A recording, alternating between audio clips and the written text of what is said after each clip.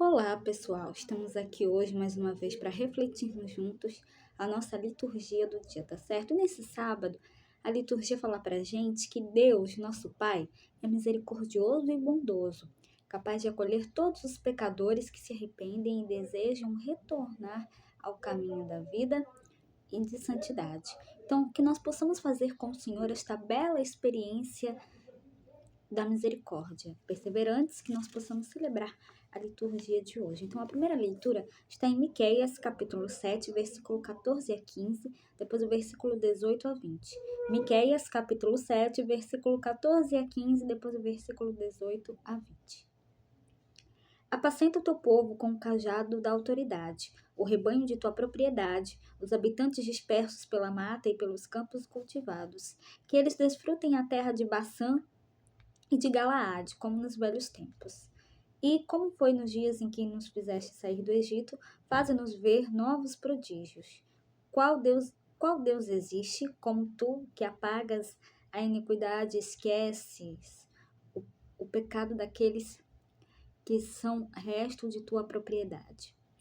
Ele não guarda rancor para sempre. O que ama é a misericórdia.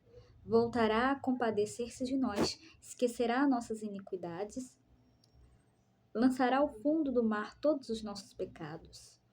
Tu manterás fidelidade a Jacó e terás compaixão de Abraão, como juraste aos nossos pais desde os tempos remotos.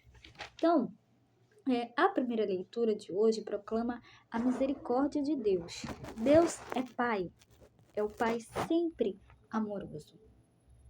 Não importa qual seja o pecado e a iniquidade do filho, pois está sempre disposto a apagar, a esquecer e a perdoar aquele que se arrepende. O que Deus ama é a misericórdia. E agora falando do Evangelho, hoje ele está em Lucas capítulo 15, versículo 1 a 3, depois o versículo 11 a 32. Lucas capítulo 15, versículo 1 a 3, depois o versículo 11 a 32.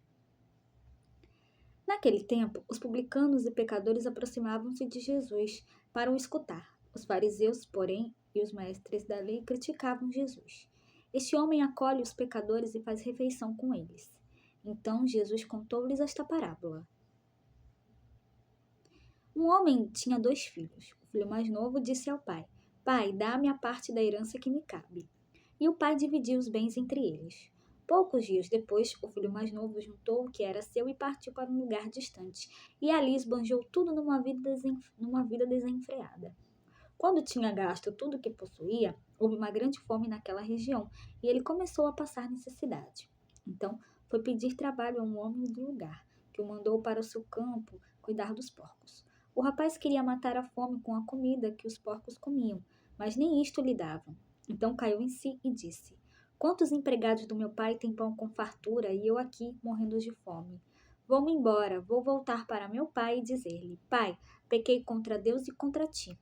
Já não mereço ser chamado teu filho. Trata-me como a um dos teus empregados. Então ele partiu e voltou para seu pai. Quando ainda estava longe, seu pai o avistou e sentiu compaixão. Correu-lhe ao encontro, abraçou-o e cobriu-o de beijos. O filho então lhe disse: Pai, pequei contra Deus e contra ti. Já não mereço ser chamado teu filho. Mas o pai disse aos empregados: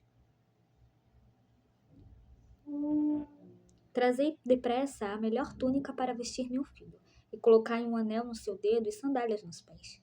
Trazei um novilho gordo e matai-o.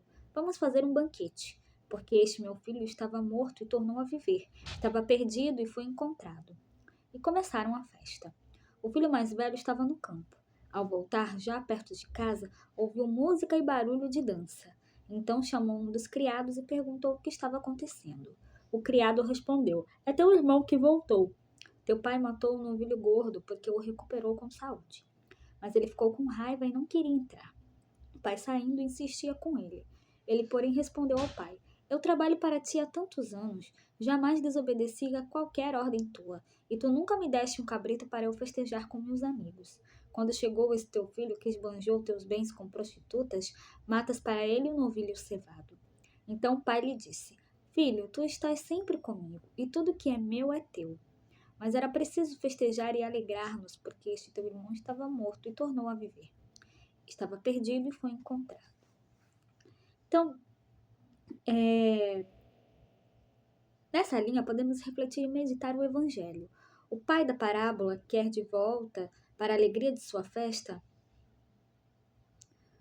tanto o filho mais novo quanto o mais velho. Ele insiste para que entremos e participemos da alegria de seu banquete. Mas a questão está em nós. Temos em nós a resistência do filho mais velho, que, ao contrário do pai, insiste, endurece e resiste no desamor e na discórdia. Parecemos às vezes próximos do pai, por meio de ritos e práticas religiosas, mas de coração endurecido e legalista. Quando se age assim, não há margem e possibilidade para o perdão, a acolhida e comunhão. Temos em nós também muito do filho mais novo, talvez a maioria. Iludidos pelo mundo, seus prazeres sem limites e falsas promessas de felicidades. Afastemo-nos, afastamo-nos, afastamos, iludidos pelo mundo, seus prazeres sem limites e falsas promessas de felicidade. Afastamo-nos do amor verdadeiro e genuíno de Deus, Pai, revelado na cruz de Cristo Jesus.